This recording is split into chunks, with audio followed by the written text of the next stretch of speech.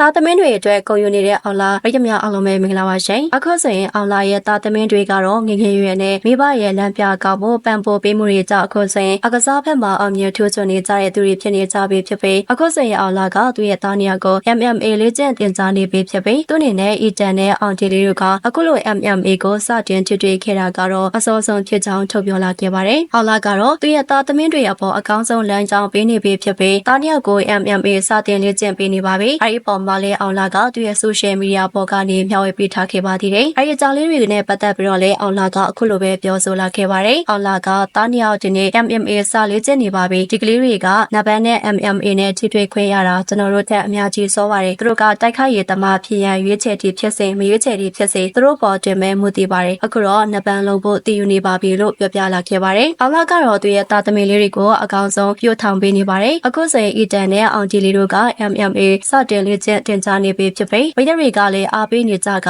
မန်တွေမှာလည်းဆူတောင်းပေးထားကြပါတယ်။အောင်လာကတော့ခုဆိုရင်သူ့ရဲ့သားနှစ်ယောက်ရဲ့အောင်မြင်မှုအတွက်ခုံယူမှုဆုံးဖြစ်နေရပြီးဖခင်ဖြစ်သူရဲ့ခြေရာကိုနင်းနိုင်ကြတဲ့သားနှစ်ယောက်အတွက်စွတ်မုံကောင်းလေးကိုပါတောင်းပေးလာခဲ့ပါတယ်။အီတန်ရောအာဂျီလီတို့ကအကစားတွေမှာထွေးချွန်နေကြပြီးတီရက်ထက်ရဲ့သားငယ်လေးကိုအပါဝင်ပေးသွားတဲ့ UGJ ပြန်ပွဲကြီးမှာစုတစိတ်တွေများစွာရရှိခဲ့ပါတယ်။အောင်လာရဲ့သားနှစ်ယောက်လုံးကအကစားတွေမှာကြိုးကြော်အောင်မြင်နေပြီးစုတစိတ်တွေကိုတဆုပြီးတဆုရယူပြနေကြတာဖြစ်ပါတယ်။အီတန်ရောအာဂျီလီတို့ကအကစားမှာထွေးချွန်ကြသလိုအနာဂတ်မှာဖခင်ဖြစ်သူလို့အောင်မြင်ထွေးချွန်တဲ့ကစားသမားကောင်းတွေဖြစ်လာနိုင်ပါတယ်။သားနှစ်ယောက်စလုံးကအကစားမှာထွေးချွန်အောင်မြင်နေပြီးစုတစိတ်တွေကိုတဆုပြီးတဆုရယူပြနေကြတာပါ။သားနှစ်ယောက်တည်းမဟုတ်သေးပါဘူး။အော်လာအန်ဆန်ရဲ့တမီလေးအန်ဆိုင်ကလည်းရန်ပွဲတွေမှာလက်ဆန်ပြနေပြီဖြစ်ပါတယ်။အော်လာအန်ဆန်ရဲ့ထောက်ပံ့ပေးမှုလမ်းပြကောင်းမှုတွေကြောင့်သားနှစ်ယောက်လုံးကအကစားတွေမှာထွေးချွန်နေကြပြီးဒီကနေ့မှလည်းစုတစိတ်တွေကိုစုခိုးနိုင်ခဲ့ကြပါတယ်။အော်လာကတော့အဲ့ဒီပုံမှာလည်းအားရခြင်းနဲ့နေပြီးသားနှစ်ယောက်ကိုကြည့်ကဂရုမစိုက်ဖြစ်နေရပါတယ်။မိတ်တွေကလည်းဂုဏ်ယူနေကြတာပါ။အခုဆိုရင်အော်ဒီလီရောအီတန်တို့က